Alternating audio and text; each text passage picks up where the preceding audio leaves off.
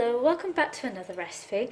Today I'm making a pavlova with plenty of summer fruits, seeing as it is summer, even though you wouldn't guess it being in the UK.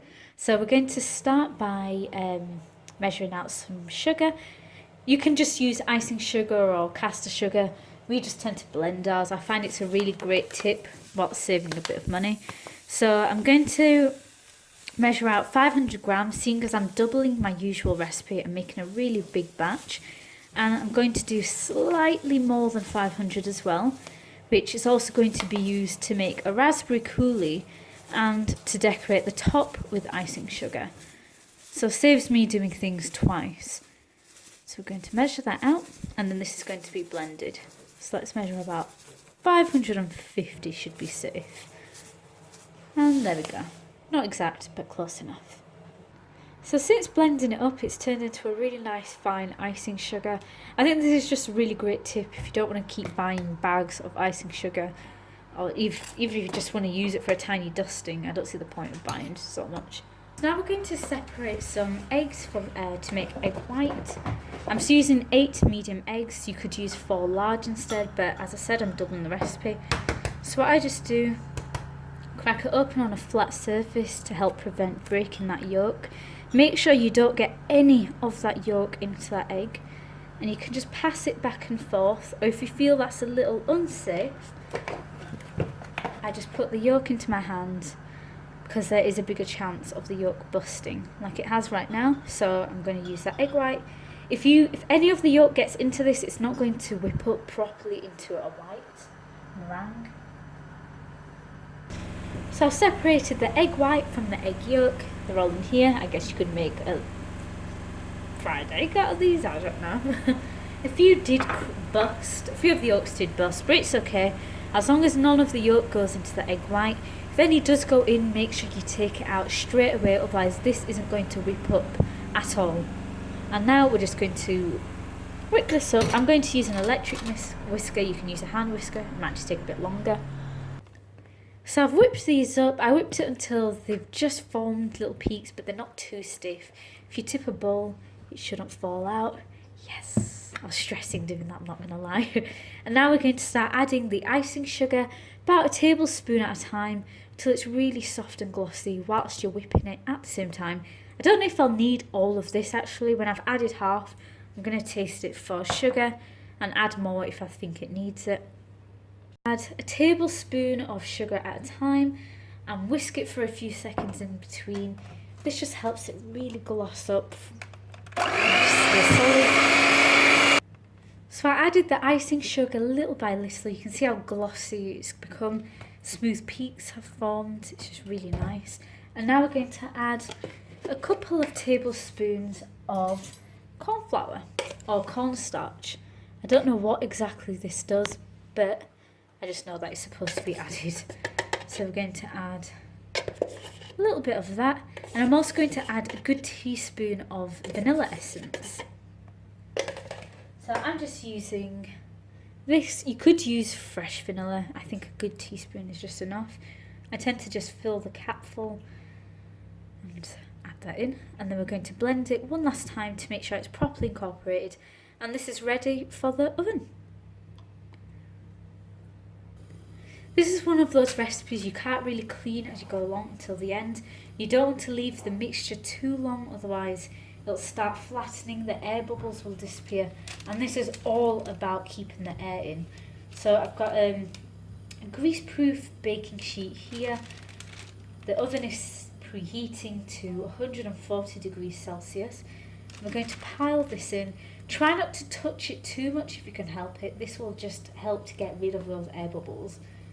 Just pile it in for a start, and then we can worry about how it looks afterwards. I've made a really big one. I just piled it in and smoothed it out as best as I could. Kind of lost the circular shape. This is ready to go into the oven. With this size, it might take an hour, maybe an hour and a half to 2. It depends. But you just cook it until when you tap it, it should sound a little hollow. So over here I've measured out about 100 grams of fresh raspberries that have been washed, and along with this I'm going to blend it with a little bit of icing sugar. I'm going to add it a teaspoon at a time until it's at my desired level of sweetness. It's entirely up to you how you choose to have it. So I'm going to sift the sugar into here, and I'm going to blend it a little at a time. When you've blended the coulis, you can strain it through again. I'll see, depending, because I do like a little bit of grittiness. I don't like to waste any of the fruit. I've added enough sugar to this. I also like to add just a few drops of lemon. I feel like this just really brings out the flavours of the fruits, and it just makes this coulis taste so much better. So I've made the coulis, I finished, I just added a little bit of lemon juice, sugar, and I'm going to strain it into this, ready for later. So it'll be quite thick right now, it's going to be full of seeds. Just strain it through, use a spoon to help push it through if you have to. And this will just help take out those seeds and make sure that juice is right at the bottom. I might have used a slightly thick, small strainer, but just strain it through till it's all pressed through. Next we're going to roast a little handful of hazelnuts. These are going to be crushed. Just roast it until they crisp up when they cool. I toasted the hazelnuts a little bit. When they've cooled down completely, just crush them up slightly, and these are ready for later. So I think my meringue has finished cooking. You can test it by tapping the outside. It should sound a little crisp, it should sound a little hollow, but it should be marshmallowy in the middle. So I'm going to turn the heat off. If you feel like yours is browning too fast, just turn the temperature of your oven down. I'm going to crack the door open very slightly just to help it stop becoming soggy, and let it cool completely for an hour in the oven. And then after that, we're ready for the next step. Pavlova cools, I'm going to whip up some double cream. This is 300 millilitres. I'm going to whip it until it forms really smooth, soft peaks. I don't want to over whip it until it turns into butterfat. But I think I'm going to whip it slightly more than I usually would, because I want it to hold under the weight of all the fruit that'll be piled on top. So I whipped up the double cream. I accidentally over whipped it slightly too much, but I'm not too bothered with this recipe. I just think it'll be maybe a little better just to hold up the weight of the fruits and really pile it on there. So it's not really the biggest issue. And I'm going to put this in the fridge just to make sure it keeps cool whilst I prepare the fruits. The Pavlova's here, it's rested, it's cooled completely. Make sure it's completely cool before you add your cream, otherwise the cream will melt into it. Mine cracked slightly. I think it's because I opened the oven too soon to check that it was done. I put it back in, otherwise it should be fine. And this is also why you're not supposed to over whip the egg white, otherwise you'll get these cracks and it might flatten a bit.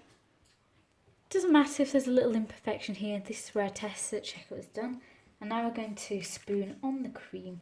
I'm just going to dollop it on. I'm not too interested in making the cream look perfect because this is going to be covered by fruit anyway.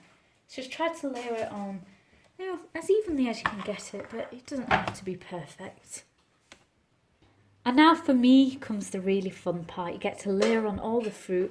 I've rinsed and washed these and let it drain. And let's start adding them on. You can use whatever summer fruits you want. You could even use frozen fruits. It's up to you. I find I've seen, because it's summer, and use fresh fruit. Just layer it on as you want. It doesn't have to be perfect. You want it to look a little rustic if you want.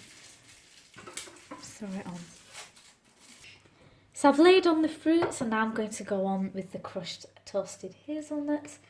This is just sprinkle that on there as much as you like. I really like plenty of hazelnut, so I'm going to add that.